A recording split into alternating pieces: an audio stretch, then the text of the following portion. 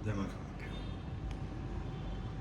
ज्योतिष सीखे इस भाग के 20वीं एपिसोड में भाग 20वें में मैं आपके सम्मुख दशाफल उदाहरण लेके आया हूँ। पिछली बार दशा के बारे में बताया, आज एक उदाहरण से समझते हैं कि दशाफल कैसे देखें। मान लीजिए हमें उदाहरण कुंडली में यह देखें कि इस व्यक्ति का विवाह कब होगा, तो सबसे पहले ये देखना होगा कि विवाह होगा भी कि नहीं। भाव का कारक एपिसोड से हम जानते हैं 7वां भाव शादी का होता है। ग्रह कारक तत्व वाले एपिसोड से हम ये जानते हैं कि शुक्र विवाह का कारक ग्रह है। अतः हमको 7वां भाव और 7वें भाव के स्वामी शुक्र की कुंडली में स्थिति देखनी होगी। अगर ये ग्रह कुंडली में शुभ स्थिति में बैठे हैं तो विवाह सही समय पर होगा और वैवाहिक सुख जीवन सुखमय होगा। यह जानने के लिए विवाह कब होगा हमें वह ग्रह ढूंढने पड़ेंगे जिसकी महादशा अंतर्दशा प्रतिंद्र दशा में विवाह हो सकता है। जिन ग्रहों का 7वें भाव से और शुक्र से संबंध होगा वह ग्रह अपनी दशा अंतर्दशा में विवाह करा देंगे।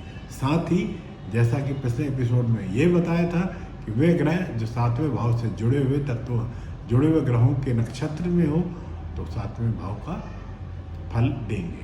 उदाहरण अपनी उदाहरण कुंडली में देखते हैं। 7वें भाव का स्वामी सूर्य है। 7वें भाव में शनि सूर्य और बुध बैठे हैं। शुक्र के साथ में राहु बैठा है।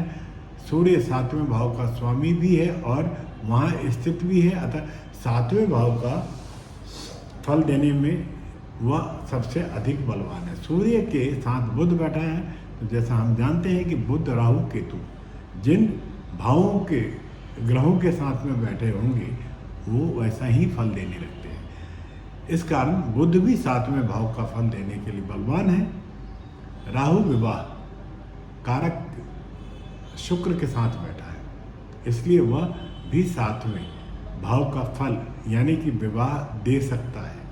वह ग्रह जो सूर्य बुध और राहु के नक्षत्र में हो तो वो भी 7वें भाव का फल देने के लिए बराबर समर्थ होते हैं। इसलिए जब भी विवाह की उम्र के आसपास सूर्य बुध राहु और उसके नक्षत्र में स्थित ग्रहों की महादशा अंतर्दशा प्रतिंद्र दशा आएगी, विवाह तभी होगा। आज के लिए इतना ही। नमस्कार।